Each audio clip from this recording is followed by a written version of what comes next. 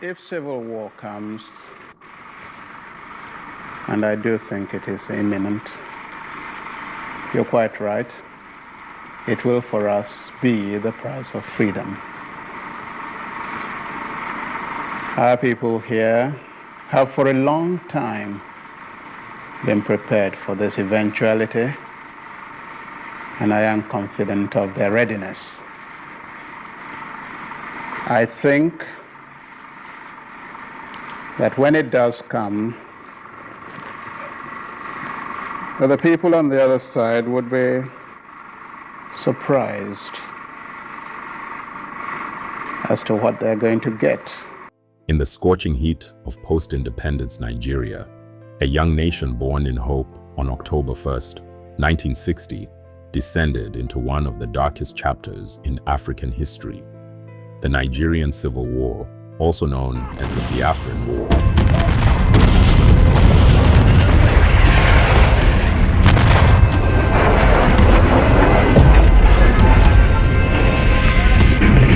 July 6, 1967 to January 15, 1970, was not just a conflict between armies.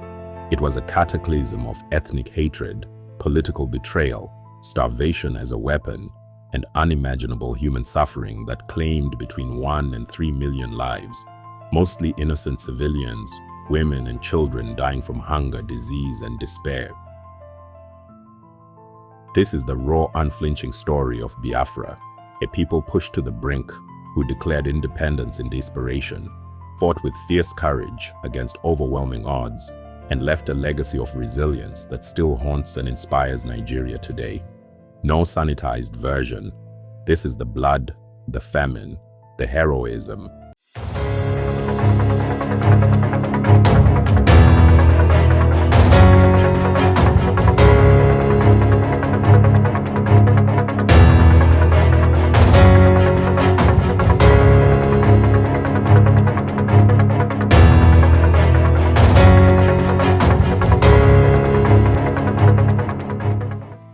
Nigeria's independence from Britain brought euphoria, but beneath the surface simmered deep ethnic and regional fractures. The nation was a fragile patchwork. Dominant Hausa Fulani in the Muslim north, Yoruba in the west, and Igbo in the industrious Christian majority east. Power struggles, corruption, and unequal development fueled resentment. Then came the coups. On January 15, 1966, a group of mostly Igbo junior officers staged a coup, killing key northern and western leaders. Though it aimed to end corruption, it was perceived as an Igbo coup. General Johnson Agui Ironsi, an Igbo, took power. In the regions, there will be military government under a military governor, assisted by an advisor who is the last person to hold the office of the regional governor. The normal function of government in each region will be carried on by the permanent secretaries in the region, and they will be directly responsible to the military government there. But failed to quell tensions. In July 1966, Northern officers launched a bloody counter-coup, installing Lieutenant Colonel Yakubu Gowon as head of state. Mass killings of Igbos erupted. Between June and October 1966, anti-Igbo pogroms swept the north. Mobs hunted Igbo civilians, men, women, children, with machetes, guns, and fire. Estimates say 10,000 to 30,000 Igbos were slaughtered. Survivors fled in terror. Up to 1 million refugees pouring back into the eastern region. Properties looted, families shattered. The trauma was seared into the Igbo psyche, a fear of extermination. Lieutenant Colonel Chukwuemeka Odumegwu Ojukwu, Oxford-educated military governor of the East, pleaded for justice. Gowon's government offered little. Talks failed. The Aburi Accord in January 1967 promised regional autonomy but was abandoned. Tensions exploded. On May 30th, 1967, Ojukwu declared the Independent Republic of Biafra, citing genocide threats and the need for Igbo survival. The federal government saw it as rebellion. War was inevitable. Imagine the fear. Families torn apart, a people cornered, choosing self-determination over slaughter. On July 6, 1967, Nigerian federal forces invaded Biafra.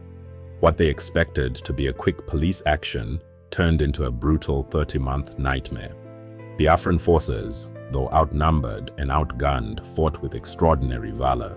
They pushed back initially, even launching a daring offensive into the Midwest, capturing Benin City before being halted. Ojukwu became the face of Biafra, a charismatic leader who rallied his people. He built an army, currency, and international diplomacy from scratch. Heroes emerged. Soldiers like Major Chukwuma, Kaduna, Nzeogwu, earlier figure, pilots flying makeshift raids, and civilians inventing weapons in bush workshops. Biafra's ingenuity shone from Ogbonigwe rockets to survival tactics amid chaos. But the tide turned. Federal troops, backed by Britain, protecting oil interests. The Soviet Union and others used superior numbers and firepower. Enugu fell in October 1967. Biafran territory shrank into a shrinking enclave. By 1968, the federal blockade was total. No food, medicine, or supplies. This was deliberate strategy. Starvation became the ultimate weapon. What is the future for the people in the refugee camps and those wandering around in the bush? Well, they will die, and so too will those in the villages who are not getting enough to eat. And these hundreds and thousands are going to die.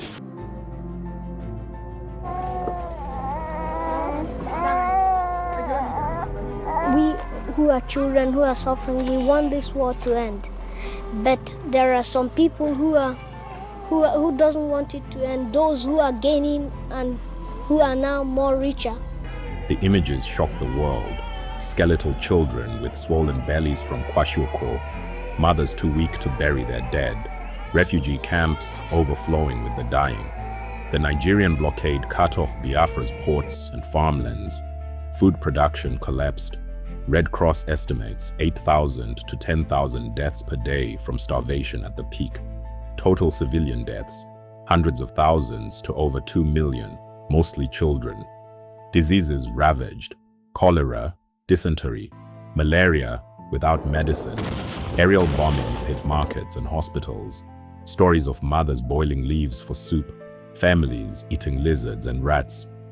International outrage grew. France, Portugal, and others aided Biafra covertly.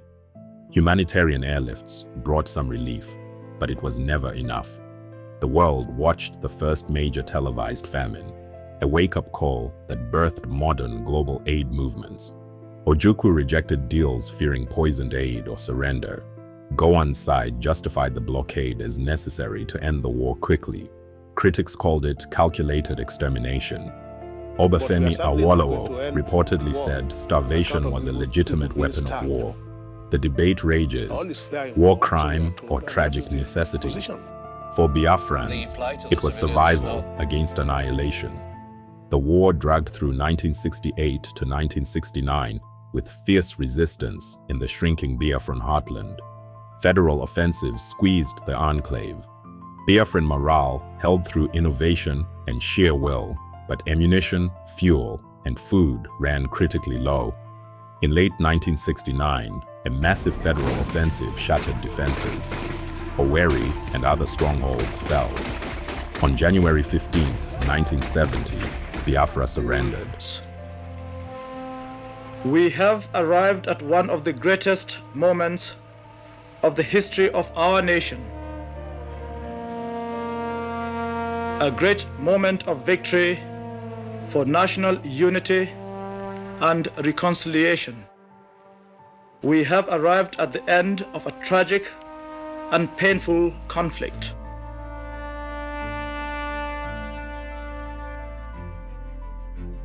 The government of the Republic of Biafra now wish to make the following declaration: that we affirm we are loyal Nigerian citizens and accept that the Republic of Biafra hereby ceases to exist.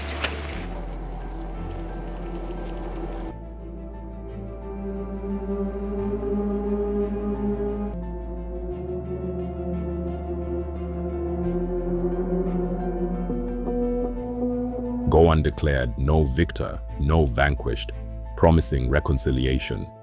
But the scars ran deep: mass graves, destroyed villages, orphaned children. The human cost was staggering. Heroes and legends of Biafra. Amid the tragedy, true legends shone. Chukwuemeka Odumegwu Ojukwu, the Oxford scholar turned warrior statesman, symbolized defiance. He led with charisma, refusing to let his people be erased. Soldiers and civilians who endured the impossible. Women who organized markets and care networks. The Biafran Red Cross and aid workers risking everything. Their resilience inspired global sympathy and Igbo pride that endures. Reintegration was declared, but trauma lingered. Lost generations, economic ruin in the East, lingering distrust. Nigeria rebuilt, yet the war exposed deep fault lines that fuel ongoing debates, separatism, and calls for remembrance. For many Igbos, it remains a story of attempted genocide and unacknowledged pain. For others, a necessary war to preserve unity.